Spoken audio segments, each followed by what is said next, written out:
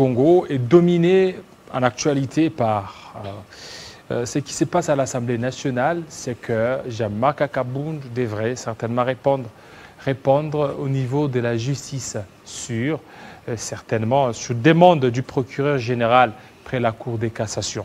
Plusieurs griefs ont été portés contre lui. Nous allons en parler avec les députés nationaux, Papi Montezulu. Bienvenue. Merci.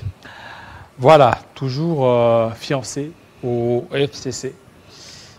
FCC ou l'Union Sacrée? L'Union Sacrée, effectivement. Toujours fiancé. En fait, le mariage n'est toujours pas officiel. Non, lorsque je suis passé par ici, je vous avais dit que nous avons été reçus par le président de la République et que nous avons essayé d'aborder plusieurs questions, notamment l'électrification de l'OSI, l'instauration de l'État des droits au Congo central, mais aussi la construction du port en eau profonde, ce qui ont été parmi les préoccupations que j'ai soulevées devant le chef de l'État et qui nous avait promis que cela sera fait. Et nous attendons que cela soit fait pour que nous puissions, n'est-ce pas, nous mouiller le maillot enfin. Pour vous, pour que le mariage soit officiel, il faut que toutes vos revendications soient prises en compte. Vous savez, ce ne sont pas des revendications, mais ce sont des préoccupations. Okay. Depuis l'avènement du président de la République, son directeur du cabinet à l'époque, Vital Kamerhe, avait annoncé l'électrification de la cité de l'Ozi. Malheureusement, ça fait près de 4 ans que la population de l'Ozi attend et que nous sommes les porte-parole de cette population qui ne cesse de nous demander... Parce que puisque vous parlez certainement de l'Ozi, il y a une équipe qui est descendue là. Alors cette équipe nous a même fait part de leurs préoccupations. Vous recevez souvent les députés nationaux, Papi Montezulu, mais ici, sur place à l'Ozi, c'est catastrophique. La vie est invivable là-bas, c'est compliqué. Alors, mais tout ce qu'ils font des bruits là, ici, dans leur fief, c'est la galère. Nous avons des images. Je crois que dans les jours à venir, nous vous apporterons ces images-là. Évidemment, l'Ozi, c'est parmi les territoires les plus reculés de notre pays. Et depuis que Mobutu est passé par là, aucun chef d'État n'a foulé les pieds, les sols de l'Ozi. Nous espérons qu'avec l'invitation de la communauté chrétienne, des missionnaires de l'OSI, le chef de l'État viendra. Et s'il va venir, nous serons très heureux qu'il puisse tâter du doigt lui-même les préoccupations de la cité de l'OSI, ou bien des territoires de l'OSI. Alors aujourd'hui, Jean-Marc Akabound a décidé de claquer la porte de l'Union Sacrée. Et vous, jusque-là, vous êtes encore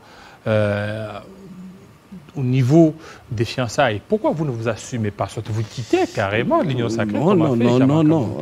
Vous devez comprendre que lorsqu'on prend un engagement, c'est parce qu'on a pesé les pour et les contre. Et donc, moi, personnellement, je pense que il faut que nous puissions aller mollo. Vous savez, l'Union Sacrée, aussi, je vous posais la question parce que je ne suis pas permis. Qui est le coordinateur de l'Union Sacrée? Vous ne connaissez pas. Quel est le statut, les règlements intérieurs de l'Union Sacrée? Donc, il n'y a pas un cadre juridique qui devait régir les membres de l'Union Sacrée. Alors, je ne pouvais pas adhérer à quelque chose qui n'existe pas. Donc, il faut que nous soyons aussi consciencieux nous-mêmes. J'appuie la vision du chef de l'État, mais l'Union Sacrée n'existe pas. Je vais chercher où je vais adhérer. Où est le bureau de l'Union Sacrée? Quelle est sa devise? Quel est son organigramme? Moi, je crois que je soutiens la vision du chef de l'État, mais apparemment, l'Union Sacrée n'a pas encore pris forme. Et je ne voudrais pas parler de l'Union Sacrée. Ça n'a pas encore pris forme parce qu'il reste quelques temps pour l'organisation des élections. Mon frère, l'Union Sacrée n'a pas de bureau politique, l'Union Sacrée n'a pas de coordinateur, l'Union Sacrée n'a pas de carte de membres, l'Union Sacrée n'a pas de personnalité juridique. Alors pourquoi voulez-vous que je puisse adhérer à quelque chose qui n'existe pas? Il faut que nous soyons logiques entre nous. Alors maintenant, quittez alors, prenez votre position. Je n'ai pas quitté, je n'ai pas adhéré parce que ça n'existe pas. Vous n'avez pas quitté, vous n'avez pas adhéré. Maintenant, vous êtes où? On ne peut pas quitter ni adhérer à quelque chose qui n'existe pas. Alors, mais si vous me posez la question, est-ce que je soutiens le chef de l'État? Je te dirais oui.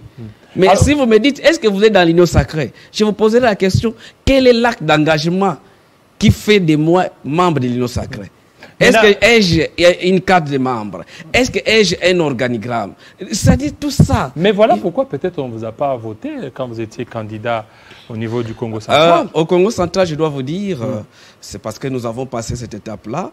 Mais celui qui a été élu, mais ceux qui ont été au second tour, ce n'est pas parce qu'ils ont été meilleurs, mais parce qu'ils étaient les meilleurs offrants. Les maîtres francs. Oui, ça c'est... Ils ont donné l'argent. Bon, je ne dis pas l'argent, mais au moins le président nous a parlé de Makassou et d'Nsamba. C'est ce que le président de l'Assemblée provinciale a dit. Chose que vous n'avez pas voulu donner, les Makassou. Moi, je crois que je n'avais ni Nsamba ni Makassou. Et donc, alors, comment vous prétendez diriger la grande province du Congo central, ça les Makassou, c'est par les idées. C'est par les idées, c'est par...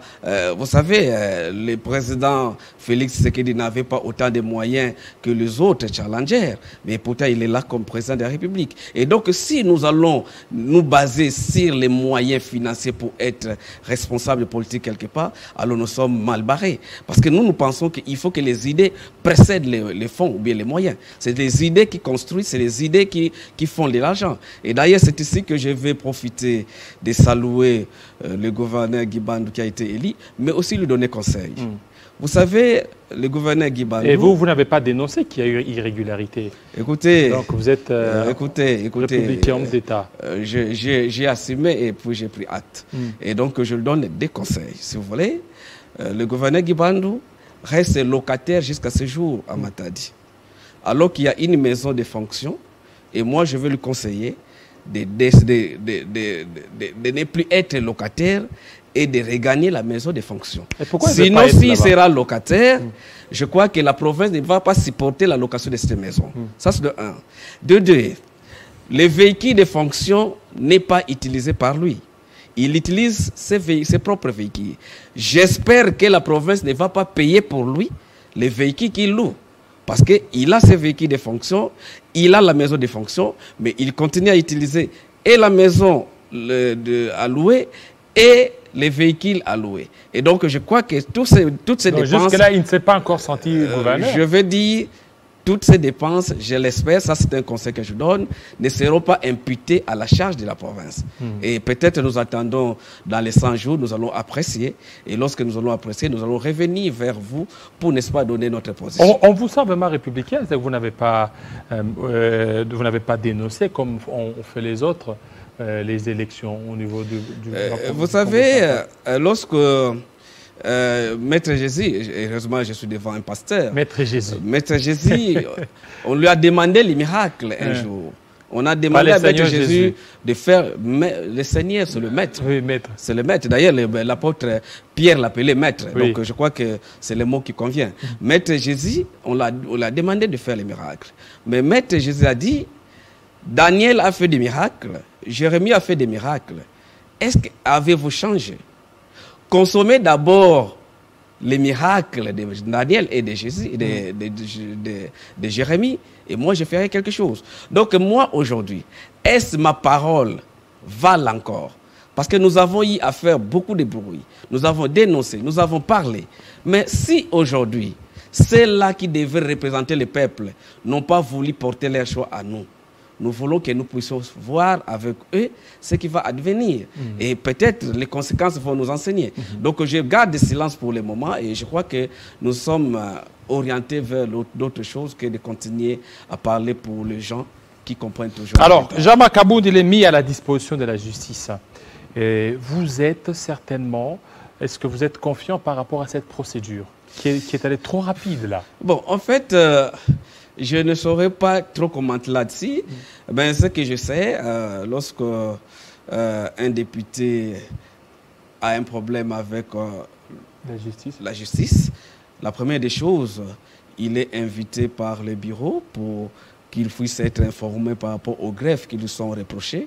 Et j'espère que toutes ces étapes ont été, n'est-ce pas, franchies, sinon ça serait quand même déplorable. Mais comme je ne sais pas le fondement de ce qui est comme préoccupation de la justice, je imputation dommageable, injure publique, outrage à chef de l'État, et toutes ces infractions sont imputées à Jean-Marc Kabound. En tout cas... Est-ce que vous ne voyez pas que c'est trop rapide là et que ça dénoncerait ou... Vous avez senti la rapidité? Mais c'est que... on a vu le président Bosso qui a demandé, qui a mis d'abord Jean-Marc Kabound sous sanction disciplinaire. Après, il a demandé à la justice d'ouvrir les dossiers sur ça. Bon, comme vous avez constaté qu'il y a eu rapidité, j'espère que vous avez raison. Vous êtes député. Vous n'avez pas constaté ça? En tout cas, je suis en train de voir, de mettre mon chrono, parce que je n'ai pas tous les éléments que vous évoquez là-dessus, mais il se fait que si réellement c'est ça le cas, bon, on va faire tout simplement les constats. Mais tout ça, c'est par rapport à sa sortie médiatique. Comment vous avez jugé cette sortie médiatique? Bon, vous savez, c'est un acteur politique. Hein. Il sait ce qu'il a voulu dire. Et il vous a dit ça selon ses mots. Et maintenant, est-ce que... Par des mots durs. Bon, je ne sais pas. Outrageant même l'institution. En tout cas, pour président moi, de la République. du moment où je ne suis que législateur, je ne sais pas apprécier les mots durs et les mots légers. Ce que je sais, c'est la justice qui peut apprécier les mots durs ou les mots légers. Mais ce que moi je pense, il fallait tout simplement qu'on puisse avoir un peu de tact pour ne pas donner l'accès à ceux-là qui croient que c'était un acharnement. Et vous savez, je l'ai suivi à la RFI, il a dit des choses aussi par rapport à la dénonciation qu'il est en train de faire.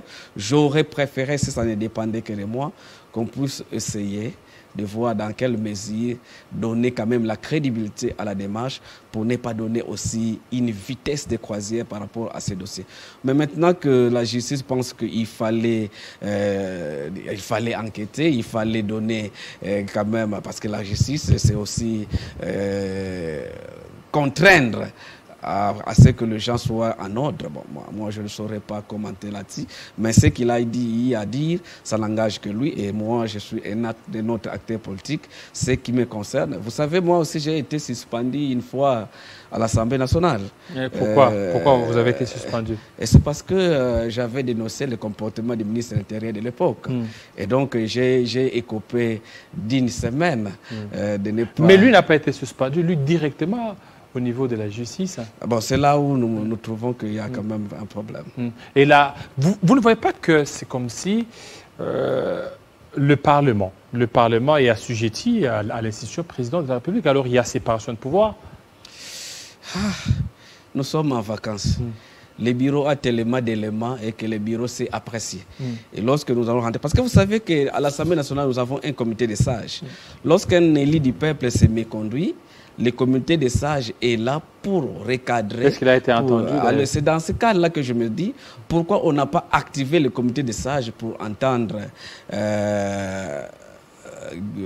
l'honorable, comment il s'appelle? Jean-Marc Abound. Alors, comme nous sommes en vacances, je ne sais pas s'il y a beaucoup d'éléments qui nous ont échappé, mais nous dirons quand même qu'il y a eu célérité. Oui, vers la levée de ces immunités. Oui, évidemment, si jamais on a levé, parce que nous avons des immunités, il y a l'immunité des poursuites et l'immunité des privilèges. C'est-à-dire l'immunité des poursuites, on autorise à ce que le député puisse répondre à la justice, tout en gardant tous ses intérêts. C'est-à-dire qu'il aura toujours ses émoluments, il aura toujours ses avantages, mais il est justiciable. Mais il y a aussi des immunités, des privilèges qui exposent les députés à ne plus jouir de son statut de député. Donc vous êtes presque invalidé, vous êtes mis de côté. Donc voilà. Alors maintenant, dans ce cas, si c'était pendant la session ordinaire, vous accepteriez qu'il soit mis à la disposition de la justice? Cela dépendrait des dossiers mis à la disposition des députés.